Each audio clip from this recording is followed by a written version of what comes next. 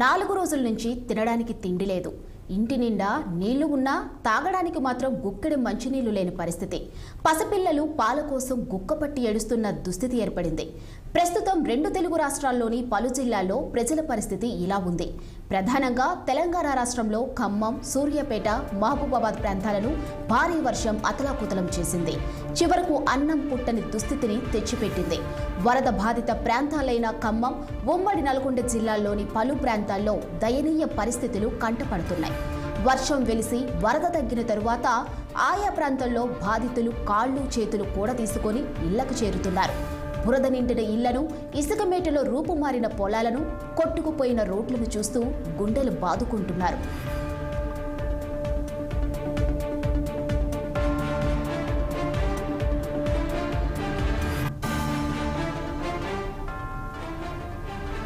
ఖమ్మం నగరంపై మున్నేరు నది సునామీలా విరుచుకుపడగా అక్కడి ప్రజలు ప్రాణాలను అరచేతిలో పెట్టుకొని సురక్షిత ప్రాంతాలకు తరలిపోయిన వారు ఇప్పుడిప్పుడే ఇంటికి చేరుకుంటున్నారు.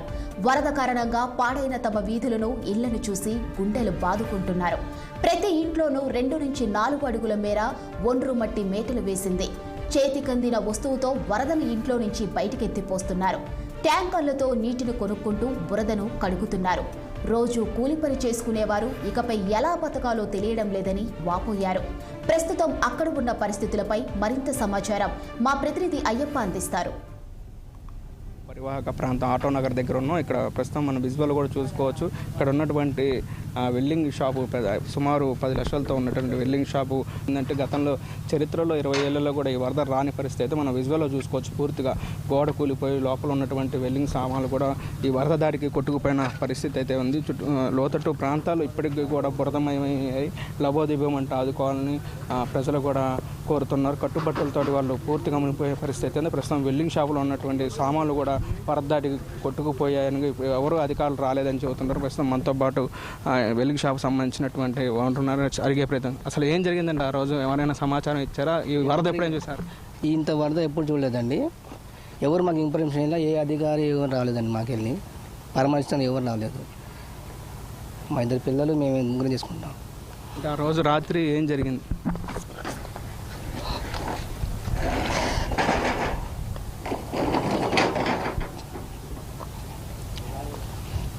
ఎంత మేర నష్టం వాటిల్లింది అసలు ఊహించారంటారా? 5 లక్షల దాకా 5 లక్షల దాకా అయింది. ఎంతమంది వర్కులు పని చేస్తుంటారు మీ దగ్గర? మా పిల్లలు మా ముగ్గురం, ఇంకో అబ్బాయి ఉంటాడు. 4 పని చేస్తాం. ఒకసారి నైట్ పాడు వచ్చింది అని తెల్లారి 5:30కి పక్కన వాళ్ళు చెప్పాను మా ఫోన్ చేసి. అంటే అప్పటిదాకా మీకు తెలియదు అంటే వరద వస్తుందని తెలుసా? తెలియదండి. ఎవరు చెప్పారు మీకు? ఈ పక్కన కాలనీ వాళ్ళే చెప్పారు. మాకు పక్క ఇంటి వాళ్ళే చెప్పారు. ఇట్లా వరద వచ్చిందంటే మేము ఒక బండి ఉంటే పక్కన పెట్టాము. అన్నీ ఇక కొట్టుకుపోయిందండి. అప్పటికి మీరు వచ్చే చూసేసరికి 2 రోజులు వాటర్ వచ్చేసండి. షట్టర్ తీసుకొని ఇక్కడ 2 రోజులు వాటర్ వచ్చింది. వాటర్లో కొట్టుకుపోయేవాళ్ళం మేమైతే. బయటకు వెళ్ళాం, కర్ర పట్టుకొని బయటకు వెళ్ళిపోయాం. అంత ఫ్లోటింగ్ వచ్చింది. అంత ఫ్లోటింగ్ వచ్చింది సార్. ఏ అధికారి కూడా మాకు వెళ్ళి రాలేదండి. ఎంక్వైరీకి వస్తాం. ఇప్పుడు ఏం మిగిలినాయి? అసలు ఏం కొట్టుకుపోయినాయి? మా వెల్డింగ్ సామాన్లు, చేసిన వెల్డింగ్ సామాన్లు, తయారు చేసిన సామాన్లు అన్నీ కొట్టుకుపోయాయి సార్. మేము వచ్చి తెల్లారి అందరూ ఏరుకుపోయారు. సామాన్లు, మిషనరీ పట్టుకుపోయారు. ఆపదలో ఉన్న ఇప్పుడు దొంగతనం చేసే వాళ్ళు కూడా తయారయ్యారు. అవును సార్. మేము మా బాధలో మేము ఉంటే వాళ్ళు మాదని ఎత్తుకుపోయారు. మేము నైట్ ఇక్కడే కాపులో కూర్చున్నాం వర్షంలో. ఎవరు అడుగులేదు సార్ మమ్మల్ని. మీరు ప్రభుత్వాన్ని ఏమడుగుతాం? దయచేసి అందరికీ ఇలా అందరినీ ఆర్థిక సాయం చేయగలరని మనం సార్. నాకు కూడా కాదు, అందరూ చాలా మంది నష్టపోయారు. వాళ్ళందరికీ చేయుతని ఇవ్వాలి సార్ గవర్నమెంట్. పూర్తిగా లాస్ట్ ఇయర్ ఏమైందంటే దరిదాపులు వచ్చింది కానీ లోపల దాకా వచ్చింది కానీ ఇక్కడ దాకా వచ్చింది. ఇయర్ మాత్రం అసలు మొత్తం కొట్టుకుపోయింది. షాప్ మొత్తం కొట్టుకుపోయింది. ఇక మీ నెలలో ఖమ్మంలో చూడలేదంటారు ఎట్లాంటి? ఇంతకుముందు చూడలేదు. లాస్ట్ ఇయర్ చూసా ఒకసారి. ఇప్పుడు లాస్ట్ ఇయర్ కంటే ఈసారి మరి డబల్గా త్రిబుల్ అయింది. ఇక అక్కడ దాకపోయింది. మొత్తం బిల్డింగ్ అంతా హైట్లో వచ్చింది. ఆ బిల్డింగ్ కూడా మునిగిపోయింది సార్. అది సెకండ్ ఫ్లోర్ బిల్డింగ్ కూడా మూసుకుపోయింది మొత్తం. 20,000 లోపు వచ్చేసింది. ఇప్పుడు కూడా చూడలేదు ఇంత హైట్ వస్తుందని. కూడా చాలా నష్టపోయాం మేము అందరం కలిసి. ప్రభుత్వం మాకు ఏమన్నా సహకారం చేస్తే. మీదేం షాప్ అంటే మీరు ఏం నష్టపోయారు?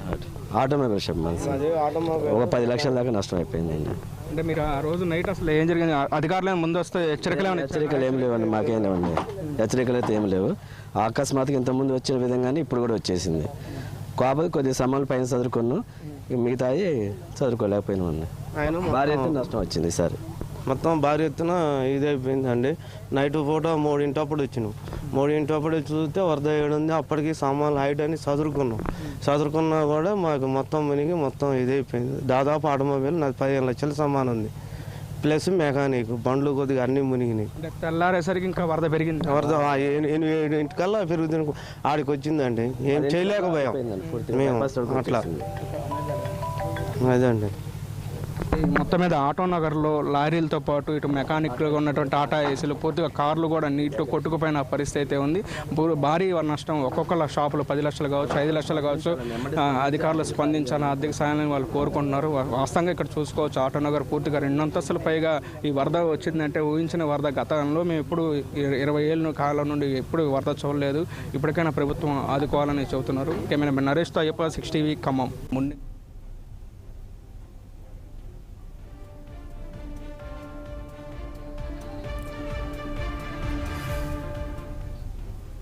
ఖమ్మంలోకి మున్నేరు అడుగుపెట్టేది పోలేపల్లి పంచాయతీలో.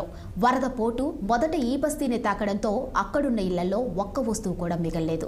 కట్టుబట్టలతో బయటపడిన జనానికి చివరికి అవే మిగిలాయి. వరద కారణంగా వేల నివాసాలు, 1,00,000కు పైగా జనం బాధితులుగా మిగిలారు. సుమారు 720 నివాసాలకు వరద నష్టం కలిగించింది. కిలోమీటర్ల వేగంతో వరద తాకడంతో 3 అంతస్తుల బ్లాకులు కనిపించాయి. ఒక్కో బ్లాకులో కనీసం 20కు పైగా గృహాల గోడలు బీటలు వారాయి. తలుపులు, కిటికీలు కొట్టుకుపోయాయి. గ్యాస్ సిలిండర్లు, పొయ్యిలు, మంచాలు, పరుపులు ఆచూకీ లేదు. బ్యాగులు, ఇతర చిన్న సామాగ్రి అంతా మున్నేరార్పణం అయింది. వరద వస్తుందని మైకులో హెచ్చరించిన వెంటనే అక్కడ ప్రజలు ఇంట్లో ఉన్న ముఖ్యమైన వాటిని సజ్జ మీద పెట్టి తలుపులకి తాళం వేసి వెయ్యగానే వరద పెరిగింది. దీంతో అక్కడి నుంచి బయటికి పరుగులు తీసినట్లు బాధితులు తెలిపారు.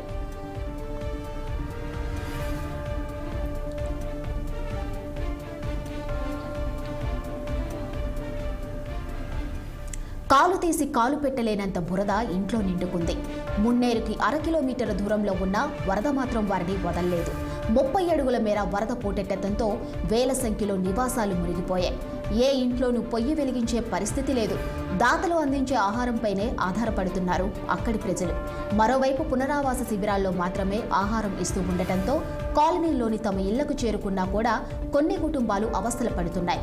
అక్కడికి శిబిరాలకు కిలోమీటర్ల దూరం ఉండటం, దాంతోపాటు రోడ్లపై బురద నిండుకోవడంతో వాహనాలు కదలటం లేదు. దీంతో దాతలు ఇస్తున్న పులిహోర, అన్నం, కూరలు, పొట్లాలపై ఆధారపడుతున్నారు ప్రజలు.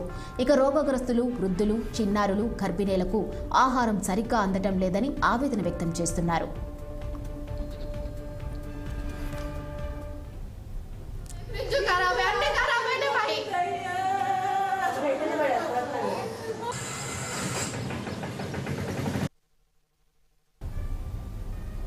ఇక ముంపు ప్రాంతాల్లోని విద్యార్థులు, ఉద్యోగుల ధృవపత్రాలు, పట్టాలు, బ్యాంకు దస్త్రాలు, స్టాంపు పేపర్లు, వైద్య పరీక్షల రిపోర్టులన్నీ వరదలో కలిసిపోవడంతో బాధితులు లబోదిబోమంటున్నారు.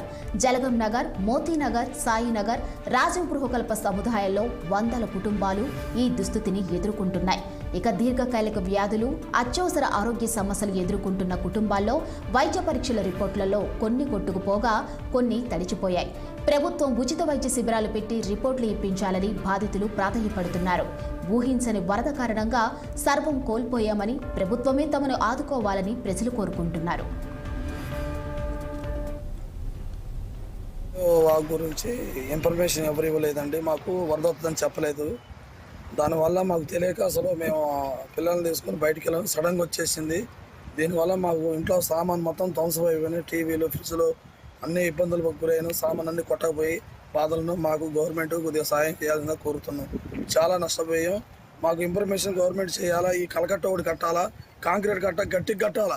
ఈ జలపాతాన్ని బాగా ఎత్తుగా హైట్గా ఆలోచించి 4-5 కూర్చొని పెద్ద వాళ్ళు కూర్చొని బాగా ఆలోచించి మురికాలో పోయే నీళ్లు, సిటీలో పోయే నీళ్లు కంట్రోల్ చేస్తేనే తప్ప దీని పరిష్కారం అనేది లేదు. ఏ చిన్న గోళ్ళ కట్టినా ఆగదు. ఈ ఏరుకి మునేరు ప్రాంతానికి పగడబంది కట్టాలా. కడితేనే దీని వల్ల వరద అనేది తగ్గుద్ది. దీన్ని కట్టుకోవాలా. చికాకు వల్ల మొత్తం రోజు 10 సంవత్సరం ఇబ్బంది పడాల్సి వస్తుంది. మేము దీనివల్ల ఇబ్బందికి పాలైతేనే కుటుంబం వెళ్ళని పరిస్థితి, రెక్కాడితే డొక్కాడుతూ మా పరిస్థితి. మమ్మల్ని ఆదుకోవాల్సిందే కోరుతున్నాం. గవర్నమెంట్ సాయం కోరుతున్నాం. మాకు వచ్చలో ఎన్ని ఖరాబ్ అయినాయి, మాకు తింటానికి తిండి ఇబ్బంది, అన్ని బియ్యం అన్నీ ఆగమైపోయి, పిల్లలు చదువు బుక్స్ పాడైపోయినాయి. అసలు ఎన్ని ధ్వంసమైనాయి. మమ్మల్ని ఆదుకునే నాదుడే లేడు. మమ్మల్ని ఆదుకోమని గవర్నమెంట్ని, రేవంత్ రెడ్డి గారిని కోరుతున్నాం, ప్రార్థిస్తున్నాం. ఇచ్చిన వాళ్ళకే డబుల్ బెడ్రూమ్లు అన్నీ ఇచ్చారు, కానీ మాకు ఎవరు ఇచ్చింది లేదు. అసలు ఏ రాజకీయ నాయకులు పట్టించుకున్నారు? 3 ఉన్నారు మంత్రులు ఇట్లా వాళ్ళు. రేవంత్ రెడ్డి గారు అసలు ఇక ఈ సిచ్యువేషన్లో ఏం పట్టించుకున్నాడు? రేవంత్ రెడ్డి గారు పట్టించుకోలేదు, 3 మంత్రులు పట్టించుకోలేదు, ఎవరు వచ్చిన వాళ్ళు లేరు. మేము దేనికి ఉండేది? ఇక్కడ లేని వాళ్ళు లేక ఉన్నాయి కొనుక్కున్నాం అనుకుంటే ఇక్కడ ఈ పరిస్థితి వచ్చే. లాస్ట్ ఇయర్ వచ్చింది. లాస్ట్ ఇయర్ వచ్చినప్పుడు కూడా అంతగానో ఎలక్షన్లు ఉన్నాయన్న టైంలో వచ్చి చూసారు, కానీ ఇప్పుడు ఎవరన్నా వచ్చారా? ఎవరు వచ్చారని చూసారు? అసలు ముఖ్యమంత్రి గారు వచ్చిందట, ఈ ఏరియాకి వచ్చి రోడ్డు మీద పోయినట్ట. రోడ్డు చూస్తానికి వచ్చిందా? జనాలను చూస్తానికి వచ్చారా? ఎవరు వచ్చారు? బీబీసీ ట్రస్ట్ వాళ్ళు నిన్న పులిహోర ప్యాకెట్లు ఇస్తే మేము తిన్నాం. ఎక్కడి నుంచి బతకాలే? ఇప్పటికి 4 రోజులు అవుతుంది. వర్షాలు లేక ఏం లేక కట్టుబట్టలు అటుకొచ్చి వేసుకున్నావు. ఏం చేస్తాను? అసలు ఇల్లు చూడండి ఎట్లా కూలిపోయినాయో. ఏమైనా బట్టలు ఉన్నాయా? ఏమన్నాయా? లక్షలల్లా నష్టపోయినావు. ఎవరు పట్టించుకుంటారండి? ఇప్పటికైనా మా ఆర్థిక సహాయం చేసి మాకు 10,000, లాస్ట్ ఇయర్ 8,440 రూపాయలు ఇచ్చారు. ఏ లెక్కన పోతే ఏ లెక్కన అప్పుడు కూడా లక్షలలో నష్టమైంది. 10,000కి ఏమైనా వస్తాయా? లేకపోతే 8,000కి ఏమైనా వస్తాయా? మాకు ఏ రాజకీయ నాడు పట్టుకొచ్చుకున్నాడు? డబుల్ బెడ్రూమ్లు వచ్చినాయి అంటే డబుల్ బెడ్రూమ్లు ఉన్నోడికి వచ్చినాయి. ఇక్కడ పేర్లు రాసుకొని ఇల్లు చూసుకొని మాకు ఇవ్వండి. మాట్లాడతాడు. డబుల్ బెడ్రూమ్లు ఇచ్చినాము, ఆ ఫ్లాట్లు ఇచ్చినాము, ఇచ్చినాము. కాళ్ళ మీద ఇల్లులు తీసేసారు, ఎక్కడ చివరికి ఇచ్చారు. ఏది లాస్ట్ ఇయర్ ఇచ్చేసి ఏం చేస్తారు? వాళ్ళు కూలి చేసుకోలేక అప్పులు తీసుకొచ్చి చేసుకున్నారు. ఇప్పటికీ అప్పులు తీసుకొచ్చుకొని ఇల్లు కట్టుకుంటారు. మేము అప్పులు తీసుకొచ్చుకొని ఇల్లులు కట్టుకున్నా కూడా మాకు అప్పులే తీరలేదు. సార్, మేము మున్నేరు పరిసర ప్రాంతం వాసులం అండి. మాకు ఇంట్లో ఏమైనా అసలు ఏమీ మిగలకుండా మొత్తం వరదలు పట్టుకుపోయినాయి. మా వైపు వచ్చిన వాళ్ళు లేరు, మమ్మల్ని చూసుకునే వాళ్ళు లేరండి. మేము చాలా నిరుపేద కుటుంబం మాది. మా దగ్గర ఏం మిగలలేదు సార్. మాకు కట్టుబట్టలు తప్ప ఏమన్నా లేవు ఇంట్లో. ఏమేమి నష్టపోయారు? అన్నీ సార్, మేము అసలు మేము ఏమీ ముట్టుకోలేదు. మాకు ఎంత లేదన్నా 3-4 లక్షలు వస్తువులు అన్నీ ఖరాబ్ అయిపోయినాయి. అసలు ఏమి ఇగో 4 రోజుల నుంచి ఒంటి మీద బట్టలతోటే ఉంటున్నాం. మా ఊళ్ళో మాకే కంపు కొడుతున్నాయి సార్. మేము అసలు ఎట్లా బ్రతకాలో, అసలు ఏం తిని ఉండాలో ఏందో. కానీ భోజనాలు అంటే వస్తున్నాయి, కానీ కట్టుకోవడానికైతే బట్టలు లేవు, కప్పుకోవడానికి ఒక దుప్పటి లేదు, ఏది లేదు సార్. మరి ఎక్కడ నిద్రపోతున్నారు రాత్రి? రాజు అది అక్కడ కర్ణగిరిలో సెడిమిల ఆఫీస్లో పడుకొని పొద్దున లేచి వస్తున్నాం. మా ఆయన ఇక్కడే కూర్చుంటుండు. మళ్ళీ నైట్ ఏమైనా పెరుగుద్దేమో, వస్తాడేమో అని నన్ను అక్కడికి పంపించి వస్తుంది. పిల్లల్ని అక్కడే ఉంచినాం. పిల్లలు అక్కడే ఉన్నారు. నేను నన్ను సాయంత్రం కాగానే 8ంటికి తీసుకెళ్ళి నైట్ అక్కడ దింపొస్తుండు. ఆయన ఇక్కడే కూర్చుంటుండు చైర్ వేసుకొని. అది సార్ మా పరిస్థితి.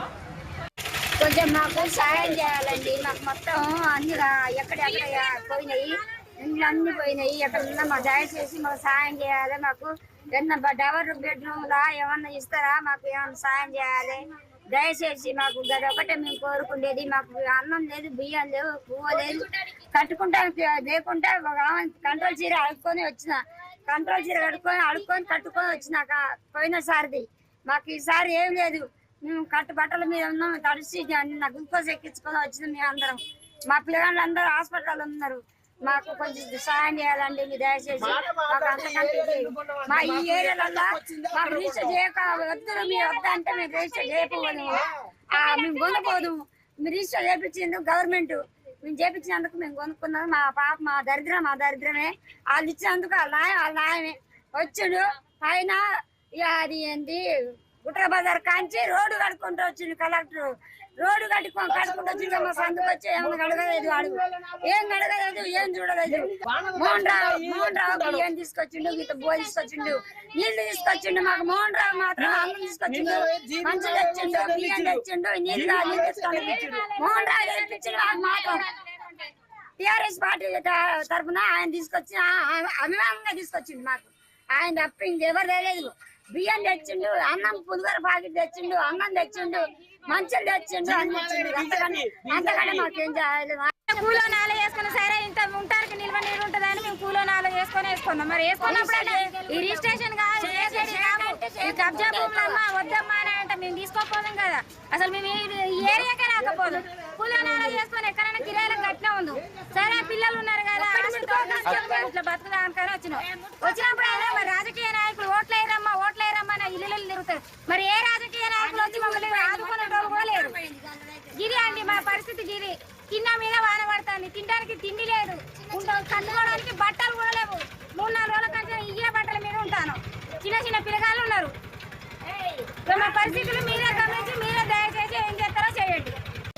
మా ఇల్లు అన్ని మునిగిపోయినాయి సార్. మాకు తినడానికి బియ్యం కూడా లేవు. 3-4 క్వింటాల బియ్యం ఖరాబ్ అయినాయి. టీవీ లేదు, ఫ్రిడ్జ్లు కూలర్లు అన్ని ఖరాబ్ అయినాయి. పిల్లలు మేము తినడానికి తిండి కూడా లేదు. మాకు పట్టించుకునే అధికారులు లేరు. కనీసం వచ్చి చూసి పెట్టారు, అన్నాలు ఇచ్చేటోళ్ళు లేరు. ఎవరు అట్లా వచ్చి ఇట్లా చూసిపోతారు సార్. మాకు కనీసం మాకు ఏం చేస్తారు? మాకు 10,000 ఇస్తే మాకు ఏం సరిపోతుంది సార్? ఇంత నష్టం వచ్చింది మాకు. మేమేం చేయాలి అసలు? మాకు ఇస్తారని మాకు తెలియదు, గ్యారెంటీ లేదు. 10,000 కూడా మాకు ఆ 10,000 సరిపోదు సార్. మాకు ఎక్కువనే కావాలి.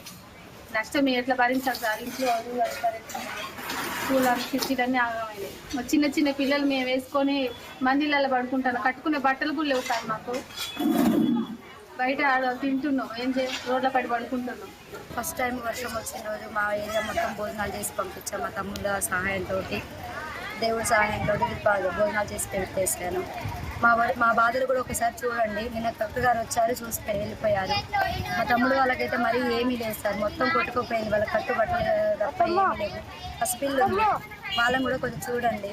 మాకు దేవుడి ఒక సాయం చేయండి. రాజకీయ నాయకులైతే ఈ ప్రజలకైతే ఎవరు రాలేదు. పాపం మోహన్ రావు అంకులు మాత్రం వచ్చిపోతున్నారు. ఆయన నీళ్ళ సహాయం అదొకటి ఇదొకటి చేస్తున్నారు. కలెక్టర్ గారు నిన్న వచ్చి అడిగి చెప్పేసి వెళ్ళిపోయారు. ఫుడ్ మాత్రం నిన్నటి నుంచి వాళ్ళు వెళ్ళి ఇచ్చిపోతున్నారు సార్. అంతే సార్. ఏం సహాయం కావాలి మీకు? సహాయం అంటే మీ ఆర్థిక సహాయం సార్. అది మీ స్తోమత, మీరు చేసేదాన్ని బట్టి ఉంటుంది. అడగాలంటే ఒక్కరమని కాదు సార్. 1,000 మంది ఉన్నారు, లక్షల మంది ఉన్నారు. మీరు సహాయం చేసేదాన్ని బట్టి ఉంటుంది. అడిగిన మీ పెట్టే గుణం మీకున్నారు. కానీ మేము ఎంత అడిగితే ఏమొస్తుంది సార్? ఇంతవరకు తీసుకోక ఎక్కడో కమన్ బజారో కస్బా బజార్ తీసుకున్నామో కిరాయిలకే ఉండేవాళ్ళం. అసలు రిజిస్ట్రేషన్ ఎవరి కోసం పెట్టిండు? నిన్న రేవంత్ రెడ్డి వచ్చిందంట పై చూపులు చూసుకోవడానికి. 3 మంత్రులు ఉన్నాడు. ఎవడన్నా ఏం చేసిండా? ఇంతవరకు 4 రోజులు నీళ్ళు వచ్చి బజార్కి ఎవడని ఇచ్చిన వీవీసీ ట్రస్ట్ వాళ్ళు వచ్చి భోజనాలు పెట్టారు, వాళ్ళు నీళ్ళు పంపించారు. ఇంతవరకు ఎవరు రాలేదు. బజార్కి వచ్చారని న్యాయం చేస్తారా? చేయండి. లేకపోతే అవసరం కూడా రాబోకండి. అసలే ఎందుకు ఆ మాత్రం రావడం? చిన్న పిల్లలు వేసుకుని ఆడవాళ్ళు గిన్నెల్లో చెంబుల్లో ఇల్లు అక్కడ మిలిగింది. ఒక్కొక్కరికి ఇల్లు కూడా కూలిపోయింది. ఏదైనా చేసేది ఉంటే చేయండి, లేకపోతే లేదు. సంవత్సరం ఇలా వచ్చింది. అన్ని ఖరాబ్ అయినా కానీ తిరిగి మాకు కొత్త తీసుకున్నాం. వాళ్ళు ఇదే సంవత్సరం మళ్ళీ వచ్చేది.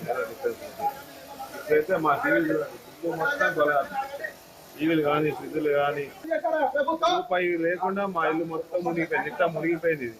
ప్రభుత్వం అందగా ఏం పాడైన మీ ఇంట్లో? టీవీలు కానీ ఫ్రిడ్జ్లు కానీ ఫ్యాన్లు కానీ మిక్సీ కానీ 3 టీవీలు ల్యాప్టాప్.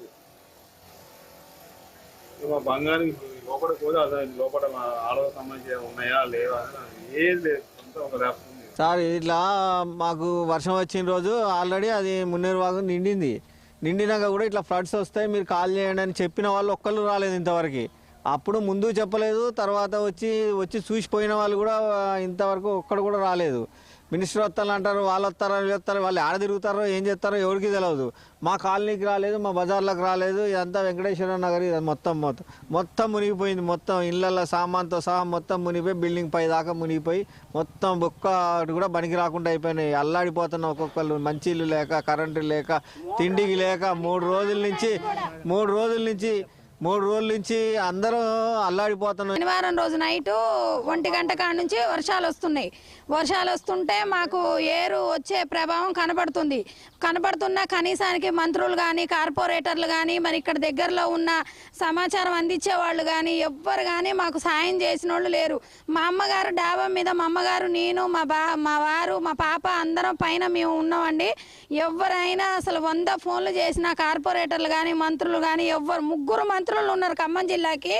ఒక్క మంత్రి అజయ్ కుమార్ ఉండి అసలు అనకూడదు కానీ పాపం ఆయనకి కాళ్ళకి దండం పెట్టాలి. ఒక్క మంత్రి ఉండి పాపం ఆయన ఎంత మందిని సహాయక చర్యలు, పడవలు, బోట్లు, అది హెలికాప్టరు పెట్టించి తను ఎంత చేసిండంటే అసలు ఆయనకి దండం పెట్టాలి. ముగ్గురు మంత్రులు ఉండి ఏం చేశారో ఒక్కసారి మా దగ్గరకు వచ్చి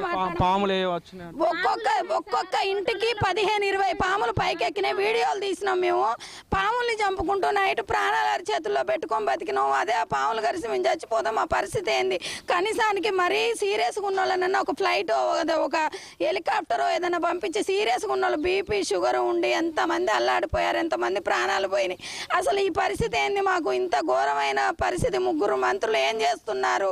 మీరు జోబులు నింపుకోవటమేనా? మా పరిస్థితి ఏమైనా చూసేది ఉందా? మమ్మల్ని ఏమైనా కాపాడేది ఉందా?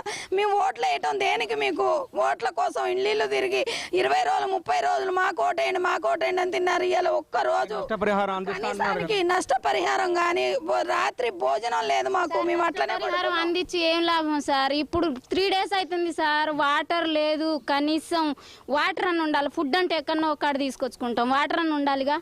కరెంట్ లేదు, నీళ్లు లేవు, బట్టలతో సహా అన్ని ఏది కట్టిన బట్టతోనే నిల్చున్నాం సార్. పోయినసారి గీడి దాకానే వచ్చినాయి, మోకాళ్ళతోకే వచ్చినాయి. అయినా సరే మోకాళ్ళతో వచ్చినా సరే ప్రభుత్వం ఆదుకుంది, చూసింది, ఇల్లు తిరిగింది. ఎక్కడన్నా ఆశ్రమంలో ఉన్నోళ్ళని సేఫ్ జోన్లో పెట్టింది. ఈసారి ముగ్గురు మంత్రులు ఉండి కూడా మమ్మల్ని పట్టించుకున్న వాళ్ళు లేరు సార్. ఎందుకు సార్ ఓట్లు మేము వేయలేదా? ఏందే వచ్చిండా మీరే చెప్పండి ఒకసారి. ఏందే మీరు వచ్చారా? ఏ మంత్రులు ఏరా? అటైతే పద్మావతి సారథి నగర్ బొక్కలగడ్డలో అయితే దగ్గర ఉంది సార్. ఇల్లులు దగ్గర ఉంది కాబట్టి అంత ఎఫెక్ట్ కాలేదు. మా ఆడ ఉన్నాయి కాబట్టి మామూలు ఎఫెక్ట్ కాలేదు. ఈసారి బాగానే వచ్చినాయి, 5-6 లక్షలు వచ్చినాయి. ఒక్కొక్కళ్ళకి 5-6 లక్షలు వస్తాయి, బరాబర్ వస్తాయి సార్. అసలు మామూలు కాదు అది. అసలు ఇప్పుడు ఇంట్లో నిలబడదాం అన్న భయం అవుతుంది సార్. ఇప్పుడు అంటారంట అటు పర్మిషన్ లేని ఎందుకు కట్టుకురు అని చెప్పేసి మాట్లాడుతురంట. పర్మిషన్ లేని ఎందుకు మాకు కరెంట్ బిల్లులు ఇచ్చారు సార్? ఎందుకు మాకు మీటర్లు ఇచ్చారు సార్? దేనికి ఇచ్చారు సార్? రోడ్లు ఎందుకు వేసారు సార్? దేనికి ఇచ్చారు? మీరు ఇవ్వకోకుండా ఉంటే మేము కట్టుకోకుండా ఉండేవాళ్ళంగా. గవర్నమెంట్ నుంచి ఎందుకు వచ్చింది మాకు మీటర్? ఎట్లా వచ్చింది? దేనికి వచ్చింది? అది చెప్పండి మాకు.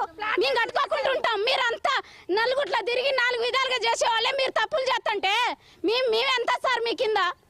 ఎంత సార్? మీరు ఇవ్వకోకుండా ఉంటే మేము అసలు కట్టుకోకుండా ఉండేవాళ్ళం. పొద్దున్న లేస్తే రెక్క ఆడితే కానీ డొక్క నిండా సార్ మాకు. మేము కట్టుకొని ఏమన్నా సరదా మాకు ఇలా కట్టుకొని ఉండడానికి? ఇలా మేము వేయలేదా ఓట్లు? ఆ రోజు ఓట్లు ఉన్నప్పుడే అమ్మ అయ్యా అనుకుంటా గడ్డం కింద చేతులు ఎత్తారు, దండాలు పెడతారు. ఇలా ఎవరు రారా?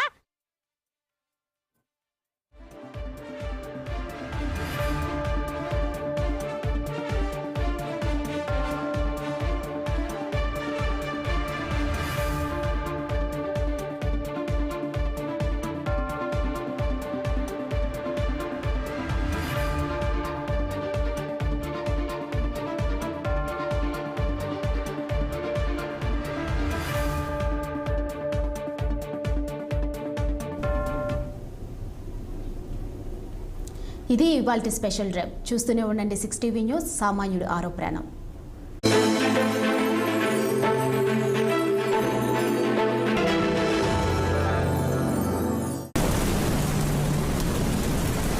ఖమ్మం కన్నీరు పెడుతోంది. విజయవాడలో విషాదం అలుముకుంది. ఆల్మోస్ట్ మొత్తం నీళ్లు లోతట్టు మొత్తం కూడా మునిగిపోయాయి. వరంగల్ వరదలతో వణికిపోతోంది. మానుకోట గుండెలు బాదుకుంటోంది. ఎటు చూసినా జల ప్రళయమే.